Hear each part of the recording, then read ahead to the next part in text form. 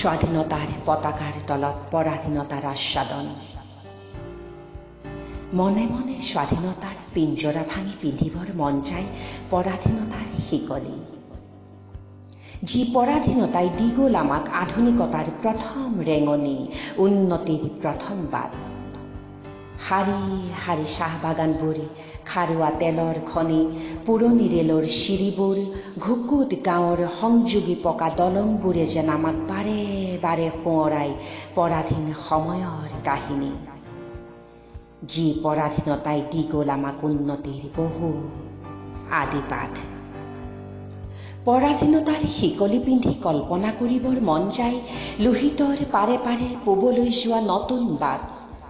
চকুৰ আগত ভাঁহে কংক্ৰিটৰ চিকচিকীয়া আলিৰে আটক ধুনীয়া গাঁওবোৰ, শস্যৰ উৎপাদনত দুৰুল খাই পৰা পথাৰবোৰ, কৃষকৰ বাবে অত্যাধুনিক ভঁৰাল বজাৰ, নদীৰ পাৰে পাৰে গঢ়ি উঠিব নগৰবোৰ। শদিয়াৰ পৰা ধুবুৰীলৈকে নৌকা যাত্ৰা কৰি বিদেশীয়ে চিঞৰি কব, এই দেশ সঁচাই সোণৰ দেশ।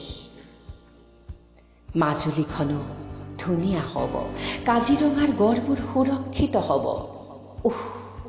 স্বাধীনতা যদি পালোহেঁতেন 10 বছৰৰ পাছত, আমি হয়তো আগুৱাই গলোহেঁতেন 50 বছৰ, 100 বছৰ। স্বাধীনতা বা পৰাধীনতাৰ সীমাৰেখাই বা ক'ত?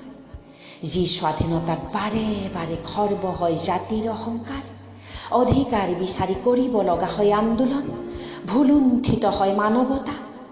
ৰাজনীতি দুৰ্নীতিৰ লেতেৰা খেলত প্ৰশ্ন হয়, পৰাধীনতাই শ্ৰেষ্ঠ আছিল নেকি বাৰু, যাৰ বাবে আমি দেখিলো আধুনিকতাৰ নতুন পোহৰ।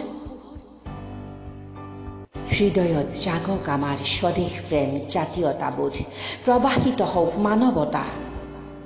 জয়যাত্ৰা আৰম্ভ হওক আমাৰ স্বদেশ স্বজাতি